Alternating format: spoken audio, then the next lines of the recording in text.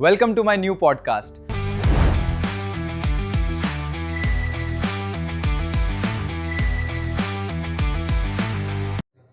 नमस्कार क्रिकेट प्रेमींनो, मी मोहित भोईर आणि तुमचं पुन्हा एकदा स्वागत आहे आपल्या लाडक्या क्रिकेट कट्टा पॉडकास्टमध्ये.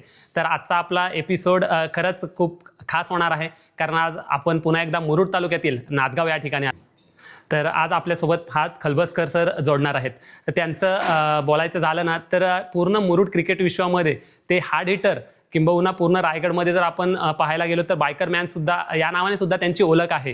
तर त्यांच्यासोबत आज आपण मनमोकल्या गप्पा, त्यांचे अनुभव आणि त्यांनी क्रिकेटसाठीची घेतलेली मेहनत आपण त्यांच्याकडून ऐकून घेणार आहोत.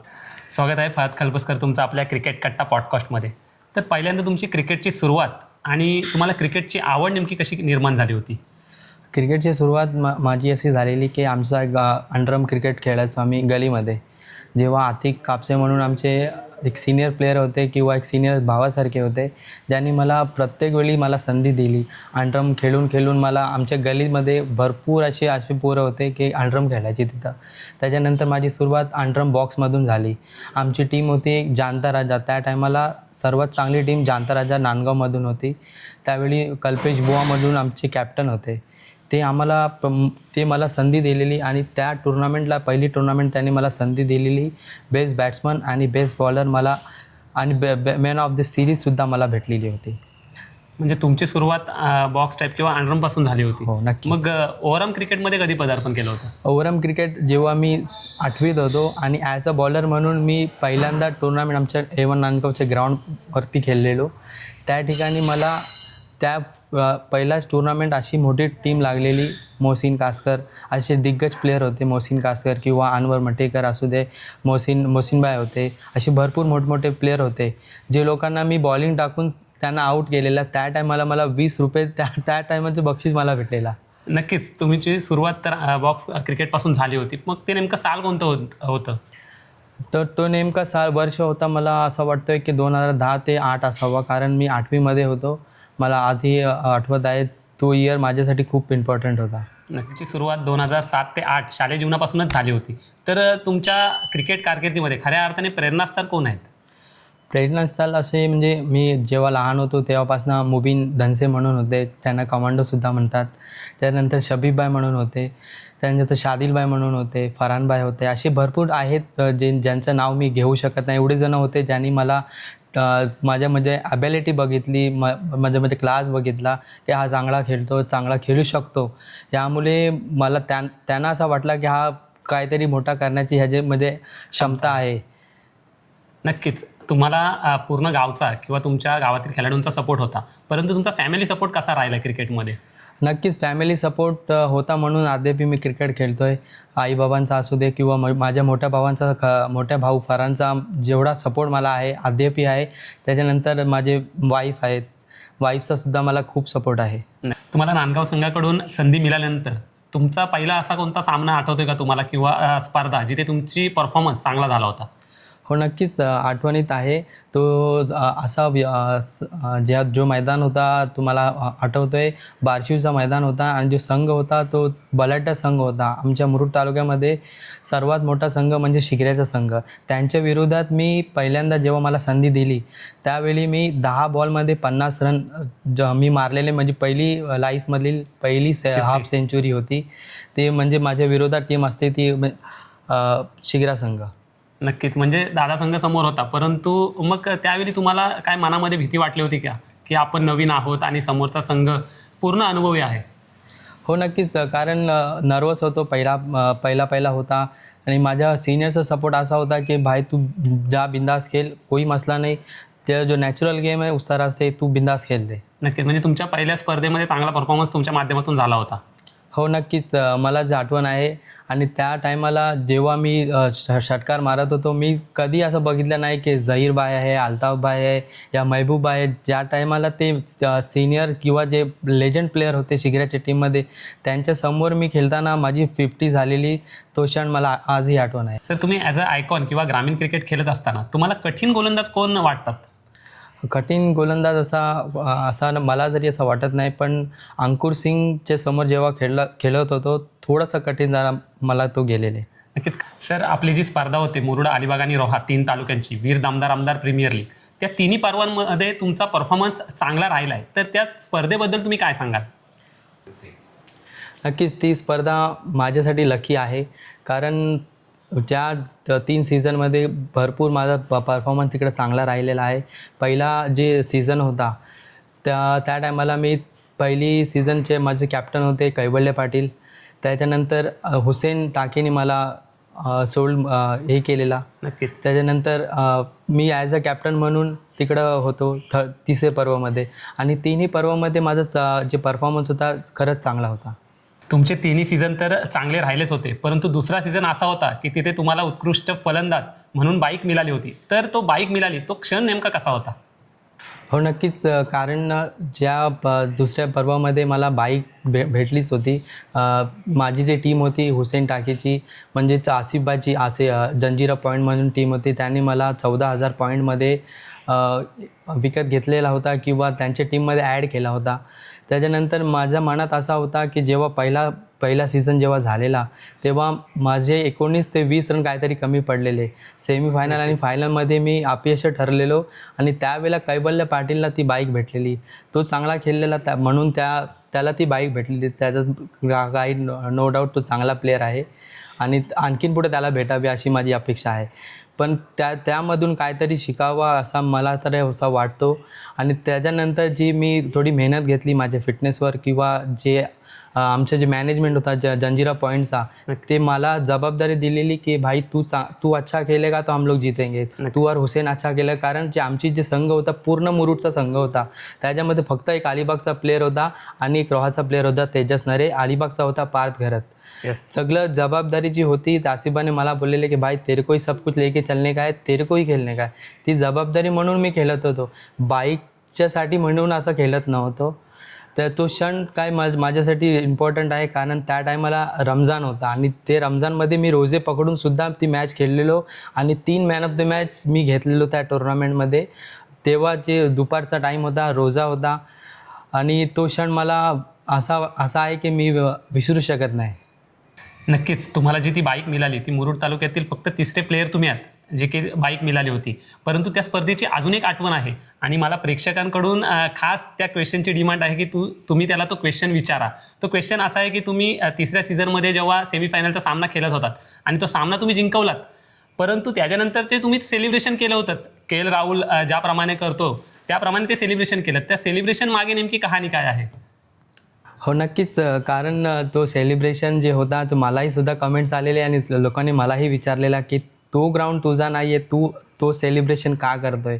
तर मी तुमच्या ह्या चॅनलच्या माध्यमातून किंवा क्रिकेट कट्टाचा मी थँक्स बोलेन की तुमच्या माध्यमातून मी सर्वांचा जे प्रश्न होते त्यांचं उत्तर मी देतो आहे. तो सेलिब्रेशन असा होता की 2 मॅच मी तिकडं असफल होतो.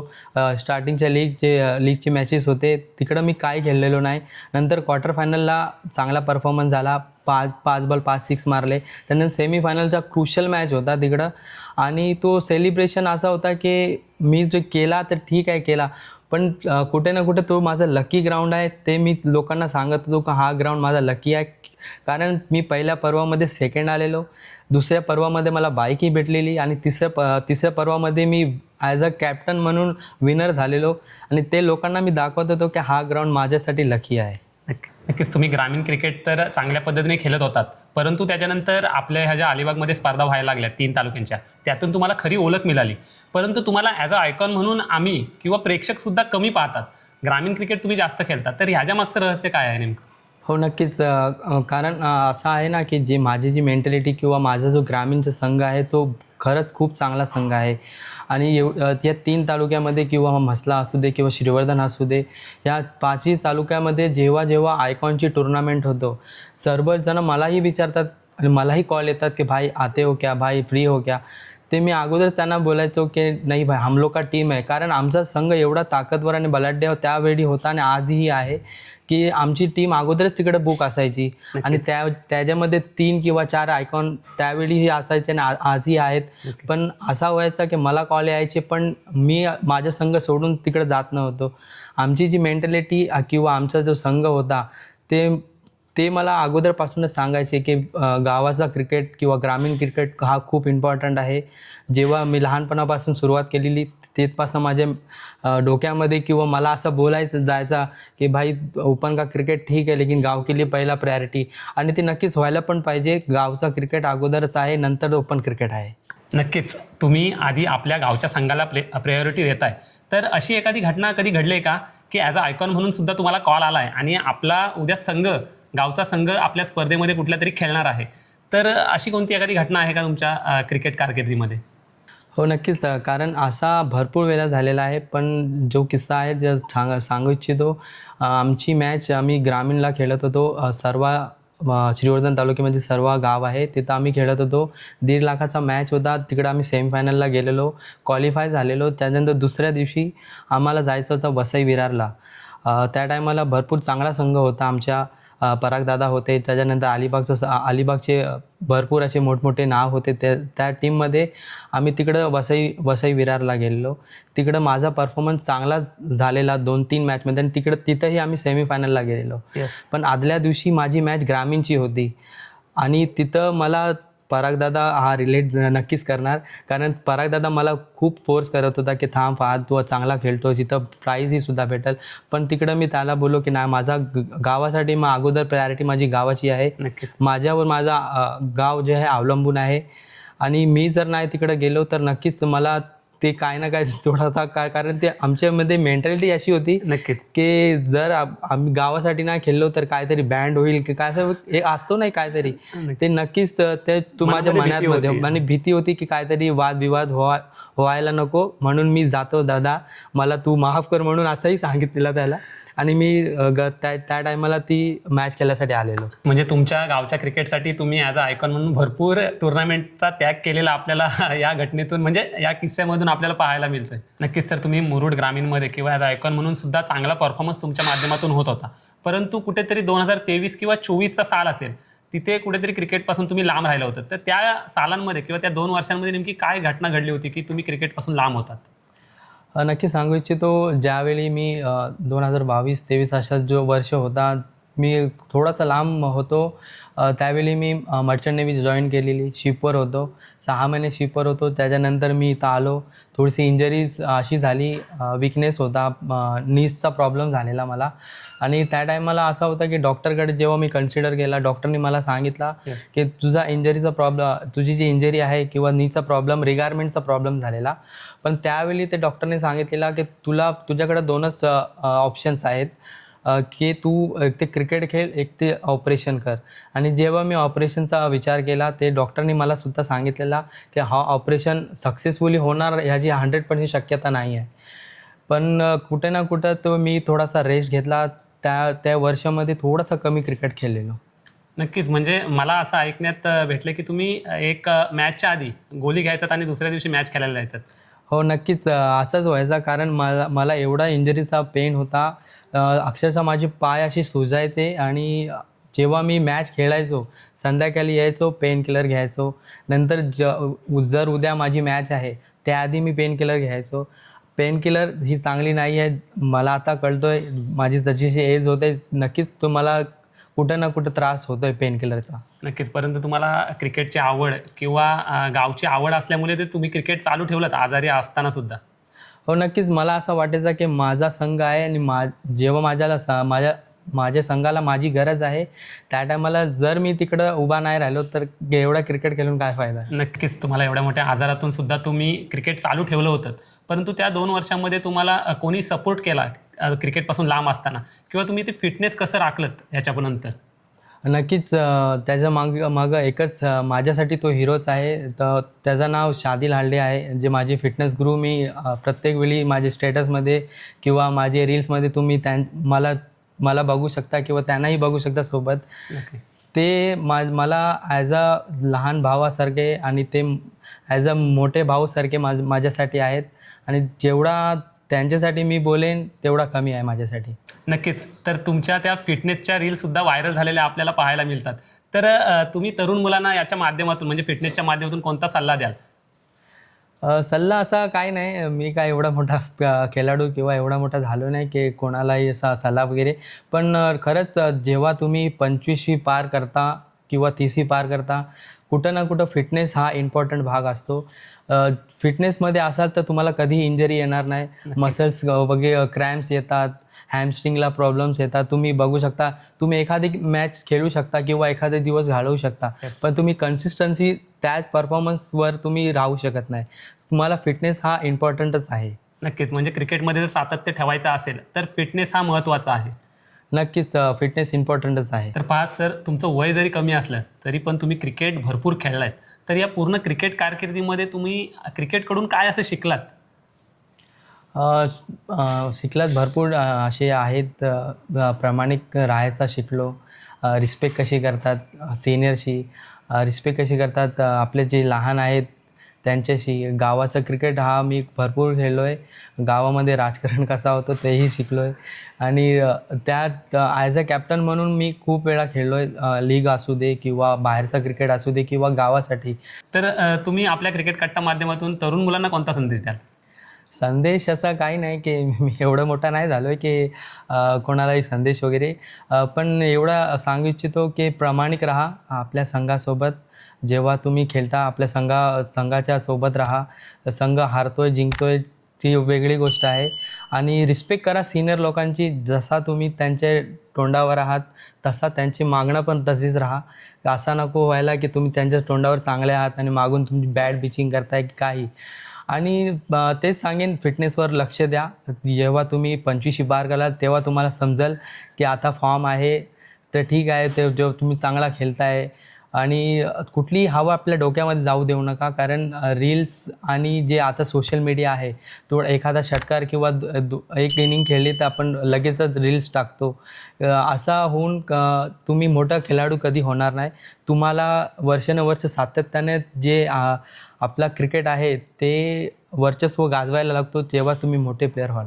नक्कीच, म्हणजे मोठा खेळाडू हा 1-2 मॅचने किंवा 1-2 षटकाराने होत नाही, तर त्याच्यासाठी पूर्ण सातत्य, प्रॅक्टिस आणि पूर्ण मेहनत ही महत्त्वाची असते. तर तुम्हाला मुरुडमध्ये असे कोणते नवोदित खेळाडू तुमच्या नजरेमध्ये आहेत की ते अजूनही पुढं अजून चांगलं क्रिकेट खेळू शकतात? बरेच असे खेळाडू आहेत ज्यांचं नाव घेऊ इच्छितो.